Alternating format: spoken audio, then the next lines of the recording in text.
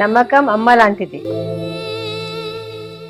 మా మీద మీ నమ్మకం మిమ్మల్ని తప్పకుండా అమ్మని చేస్తుంది.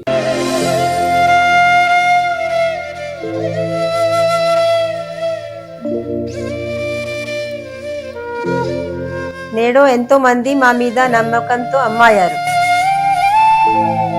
ధనస్సు వారికి చూసుకున్నట్లయితే మీకు మంచి గైడింగ్ నేచరు, గురు సంబంధించినటువంటి అనుగ్రహం ఎక్కువగా ఉండేటువంటి లగ్నంగా రాశిగా చెప్తాము. అయితే మీకు ఫైనాన్షియల్గా బాగా గ్రోత్ రావాలి. అసలు ఏం చేస్తే మీకు ఫైనాన్షియల్గా బాగుంటుంది, ఏ దేవత ఆరాధన, ఏ గ్రహ ఆరాధన చేసుకోవాలి అనేటువంటి అంశాలు చెప్తుంది నేనైనప్పటికీ చెప్పిస్తుంది సాక్షాత్ లలిత అమ్మవారిగా భావిస్తూ, ప్రధానంగా ఇక్కడ మీ జాతక చక్రంలో అంటే మీకు ధనాధిపతి ఎవరు, లగ్నం కానివ్వండి రాశి కానివ్వండి తీసుకుంటే శని భగవానుడు అవుతాడు. కాబట్టి శాటర్న్ బాగా స్ట్రాంగ్గా ఉండాలి. శని కనుక బాగా స్ట్రాంగ్గా ఉంటే ధనస్సు వారికి మీడియేటింగ్ అండ్ ఏదైతే మనం మధ్యవర్తిత్వంగా ఉంటామో, బాగా కన్విన్స్ చేయగలుగుతామో, మీరు బాగా ఎంత కమ్యూనికేషన్ స్కిల్స్ పెంచుకుంటూ ఉంటే మీకు ఫైనాన్షియల్ గ్రోత్ అంత బాగుంటుంది. గుర్తుపెట్టుకోండి, ఫైనాన్షియల్ గ్రోత్. కాబట్టి మీరు ఎక్కువగా ఫైనాన్షియల్ గ్రోత్ పెంచుకోవడానికి కమ్యూనికేషన్ స్కిల్స్ ఎక్కువగా పెంచుకుంటూ ఉండాలి.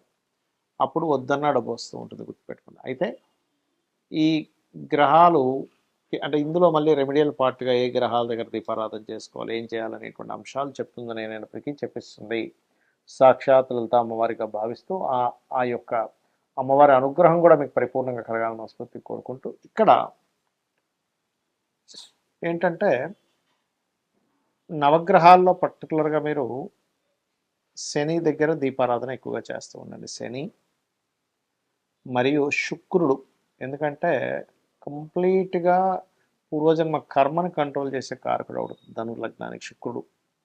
అందుకే ధనుర్లగ్నంలో జన్మించిన వారికి వివాహ సంబంధించినటువంటి విషయంలో, వివాహ జీవిత సంబంధించినటువంటి విషయంలో చాలా చాలా చాలా జాగ్రత్తగా ఉండాలని ఎప్పటికప్పుడు నేను చెప్తూ ఉంటాను. ఎందుకంటే వివాహ జీవితము, వివాహం అనేటువంటిది ఎక్కువ పాత్రని పోషిస్తూ ఉంటుంది మీ లైఫ్లో.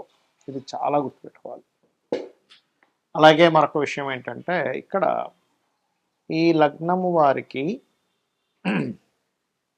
గమనించుకున్నట్లయితే ఈ శని, శుక్ర, బుధ ఈ మూడు గ్రహాల దగ్గర శనివారము, శుక్రవారము, బుధవారము, సోమవారం దీపారాధన చేస్తూ మీరు ఎంత విష్ణు సహస్రనామాలు, వెంకటేశ్వర స్వామి యొక్క స్తోత్రాలు ఈ మూడు గ్రహాల దగ్గర నువ్వుల నూనెతో దీపం వెలిగించండి.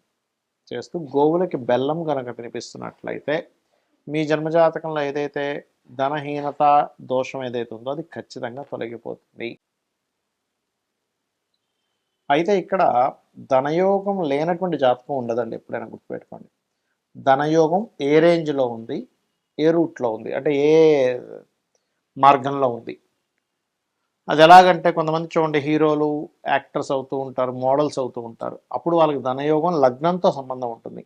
మీకు ఎప్పుడైనా ధనయోగం కనుక లగ్నంతో సంబంధం కలిగింది, ఇందాక నేను చెప్పినటువంటి మీ రాశికి మీ లగ్నానికి ఏదైతే కాంబినేషన్ చెప్పానో అది లగ్నానికి సంబంధం వచ్చింది అనుకోండి, మీరు ఒక మోడల్ గానో లేకపోతే మీరు ఒక యాక్టర్ గానో, ఇప్పుడు అంటే మిమ్మల్ని చూస్తే ధనం వస్తుంది అన్నట్టుగా. ఇప్పుడు యాక్టర్స్, మోడల్స్ వీళ్ళంతా అదే కదా, అట్లా అన్నమాట.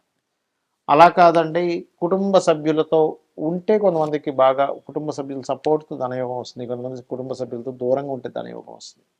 అది ఎలాగా అంటే ధనకారకుడు మెయిన్గా సెకండ్ హౌస్లో ఎక్కువ కనెక్టివిటీ ఉంటాడు. అలాగే సెకండ్ హౌస్లో ధనాధిపతి కనుక ఉన్నట్లయితే పర్టికులర్గా వాళ్ళు వృత్తి అంటే ఏదైతే వాళ్ళు జాబ్ చేస్తారో ఆ జాబ్ మూలంగా వస్తుంది, కానీ వ్యాపారం మూలంగా రాదు అక్కడ. ఇది ప్రధానంగా గుర్తుపెట్టుకోవాలి. అంటే మీ యొక్క జన్మజాతకంలో వ్యాపార మూలం కూడా వస్తుంది, రాదని నేను చెప్పట్లేదు. కాబట్టి బుధుడు స్ట్రాంగ్గా ఉండాలి. మెర్కురీ స్ట్రాంగ్గా ఉంటేనేమో వ్యాపారంలోకి వెళ్ళాలి. ఓకే, మెర్కురీ స్ట్రాంగ్గా లేకపోతే ఒకవేళ వ్యాపారంలోకి వెళ్ళినా సర్వీస్ ఓరియంటెడ్ రిలేటెడ్ సంబంధించిన వ్యాపారాలు చేస్తే మంచిది, గుర్తుపెట్టుకోండి. బట్ సెకండ్ లార్డ్ సెకండ్ హౌస్లో ఉంటే కనుక వ్యాపార యోగాలు కూడా ఇస్తాడు, కానీ బుధుడిని చూసుకోవాలని చెప్తున్నాను నేను మీకు. ఇక అదే మీడియేటింగ్ ద్వారా డబ్బులు వస్తాయి చూడండి. కొంతమందికి రియల్ ఎస్టేట్లో ఎవరిదో ప్లాట్ ఉంటుంది, ఇంకొరెవరో కొనుక్కుంటుంటారు. మీడియేటింగ్గా మీరు వాళ్ళిద్దరికీ ఒక సర్వీస్ ఇస్తారు.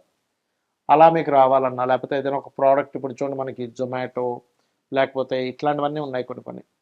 అవి ప్రోడక్ట్ వాళ్ళది కాదు, ప్రోడక్ట్ ఒకళ్ళు అమ్ముతారు, ఇంకొకరు ఇంకొకరికి అవసరం ఉంటుంది, వీళ్ళ మధ్యలో ఉండి వాళ్ళు ఒక యాప్ క్రియేట్ చేసి చేస్తుంటారు. అలాంటప్పుడు ఏంటంటే థర్డ్ లార్డ్ ఇస్తున్నాడని అర్థం చేసుకోవాలి. అంటే థర్డ్ హౌస్ కనుక మీకు ధనయోగంలో కనెక్ట్ అయితే అప్పుడు మీరు ఓకే, నేను ఆన్లైన్లో మీడియేటింగ్గా ఏదైనా చేయాలి, అంతేగాని అలా ఆన్లైన్ అన్నాను కదా అని వెళ్ళిపోయి మీరు ఆన్లైన్లో ఈ పేకాటలు ఇవి ఆడటం కాదు.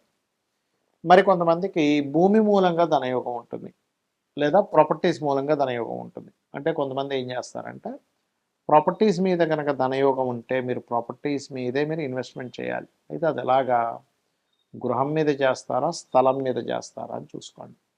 గృహం మీద అయితేనేమో శుక్రుడు బాగుండాలి, స్థలం మీద అయితే కుజుడు బాగుండాలి, గుర్తుపెట్టుకోండి. అంటే ఇక్కడ మనం అర్థం చేసుకోవాల్సింది ప్రతి ఒక్కరికి ధనయోగం ఉంటుంది, బట్ అది ఏ రూపంలో ఉందో తెలుసుకోగలగాలి. అది తెలుసుకోకుండా టైము అంతా వేస్ట్ అయిపోయి కొన్ని సంవత్సరాల తర్వాత అప్పుడు తెలిసి అప్పుడు సక్సెస్లోకి వస్తుంటారు.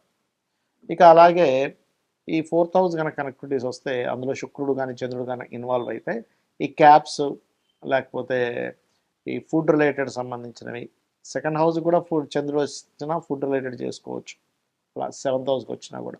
ఇక 5th హౌస్కి ధనయోగం కనెక్ట్ అయిందనుకోండి, ఉదాహరణకి క్రియేటివిటీ, సినిమా ఫీల్డ్లో వాళ్ళు, ఫ్యాషన్ డిజైనింగ్స్, ఇవాళ ఏదైతే క్రియేటివ్తో సంబంధం ఉంటుందో, అందంతో సంబంధం ఉంటుంది, మగ్గం వర్క్ కూడా తీసుకోవచ్చు అక్కడ. అలా 6th హౌస్ కనుక కనెక్ట్, 5th హౌస్ కనెక్టివిటీ వస్తే ఇంకోటి కూడా ఏంటంటే మెడికల్ కూడా అండి. అంటే మీకు కనుక ధనయోగం పంచమ స్థానంతో సంబంధం కలిగి ఉంటే మీరు ఆరోగ్య సంబంధించిన వాటిలోకి వెళ్ళడం ద్వారా, అందులో పర్టికులర్గా రవి సంబంధం వస్తే కనుక ఆరోగ్యం ద్వారానే మీకు డబ్బులు వస్తాయి. అంటే మీరు ఆరోగ్యంగా ఉండడం వల్ల కాదు మెడికల్ షాపులు, హాస్పిటల్స్, జిమ్స్ ఇట్లా తీసుకోవాలి. ఇక 6th హౌస్ కనెక్టివిటీ కనుక ధనయోగానికి వస్తే చిట్ ఫండ్స్ నడుపుతూ ఉంటారు. కొంతమంది చూడండి, ఎంతోమంది చిట్ ఫండ్స్ నడిపి లాస్ అయిపోతే కొంతమంది చిట్ ఫండ్స్లోనే కోట్లు సంపాదిస్తారు. దానికి కారణం ఏంటంటే 6వ స్థానాధిపతి ధన సంబంధం వచ్చిందని అర్థం. ఇంకోటి పంచమ స్థానాధిపతి ధన సంబంధం వస్తే వాళ్ళకి సంతానం కలిగినప్పటి నుంచి ఫైనాన్షియల్గా బాగుంటుంది. 6వ స్థానాధిపతి ధన సంబంధం వస్తేనేమో వాళ్ళు అప్పు తీసుకొని కోటీశ్వర్లే మళ్ళీ అప్పులు కూడా తీర్చేయగలుగుతారు. అదే అప్పు స్థానం కారకుడు పాడైతే కనుక అప్పులు పాలవుతారు ఎక్కువగా, అది గుర్తుపెట్టుకోండి. అలాగే 7వ స్థానం ధన సంబంధం వస్తే ఇక్కడ ఏంటంటే సోషల్ మీడియాస్ ద్వారా లేకపోతే జీవిత భాగస్వామి వాళ్ళ లైఫ్లోకి ఎంటర్ అయినప్పటి నుంచి వాళ్ళకి ఫైనాన్షియల్ గ్రోత్ చాలా బాగుంటుంది, గుర్తుపెట్టుకోండి. అలాగే మరొక విషయం ఏంటంటే ఇక్కడ మీరు అష్టమ స్థానం ధనయోగం వస్తుంటుంది ఒక్కోసారి. అది ఎట్లాగండి అంటే అన్స్టస్ ప్రాపర్టీస్, అంటే తాతగారు ఆస్తి మూలంగా దాన్ని డెవలప్ చేసుకోవడం ద్వారా, లేకపోతే రీసెర్చెస్ మూలంగా, ఏదైనా పిహెచ్డీ చేయడం ద్వారా. కొంతమంది అడుగుతుంటారు, ఏమంటే నేను పిహెచ్డీ చేస్తే నాకు ఉపయోగం ఉంటుందా అని అడుగుతూ ఉంటారు. అలా ఏంటంటే వాళ్ళకి ధనయోగం కనుక అష్టమ స్థానంలో రీసెర్చ్తో సంబంధం ఉంటే పిహెచ్డీ చేయడం ద్వారా వాళ్ళు ఇంకా గ్రో అవుతారు ఫైనాన్షియల్గా. ఇక 9వ స్థానానికి కనుక ధనయోగం సంబంధం ఉంటే వాళ్ళు స్కూల్స్, కాలేజెస్, టీచింగ్ లైన్స్లోకి వెళ్ళడం మంచిది. దశమానికి కనుక ధనయోగం వస్తే జాబ్సే, ఇంకా అందులో డౌట్ లేదు. లాభానికి కనుక ధనయోగం వస్తే అది ఏ గ్రహం ద్వారా వచ్చిందో తెలుసుకోగలగాల, ఆ రకంగా వ్యాపారాలు చేసుకోవచ్చు. వ్యయస్థానానికి ధనయోగం వస్తే ఉన్న వ్యక్తి ఉన్న ప్లేస్లో కాకుండా ఇతర ప్రదేశాలకు వెళ్ళడం ద్వారా విదేశాల మూలంగా ధనయోగం ఏర్పడుతుంది, ఇది గుర్తుపెట్టుకోండి. ఇక ఈ ధనయోగం ఫస్ట్ అసలు ఏ ఇయర్లో ఉందో చెక్ చేసుకోవాలి. అంటే అలాగా మహాదశలు, అంతర్దశలు ఏ సంవత్సరం నుంచి ఏ సంవత్సరం లోపల మీకు కనెక్ట్ అవుతున్నాయి. ఎర్లీ ఏజ్లో ఉందా, కొంచెం మిడిల్ ఏజ్లో ఉందా, లేట్ ఏజ్లో ఉందా ధనయోగం అనేటువంటిది, పాపకత్తెరలో ఉందా, శుభకత్తెరలో ఉందా, దానికి మహాదశ అంతర్దశలతో పాటు గోచారం ఎంతవరకు సపోర్ట్ చేస్తుంది, ఇవి ప్రధానంగా తెలుసుకోవాలి.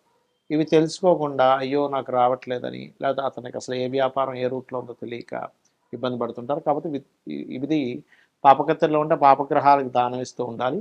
ఓం సంపత్కరీ సమారూఢ సింధుర వ్రజ సేవితాయ నమః, ఓం ధర్మాధ్యక్ష ధనాధ్యక్ష ధనధాన్య వివర్ధనీయ నమః చేసుకుంటే అన్ని విధాలా బాగుంటుంది.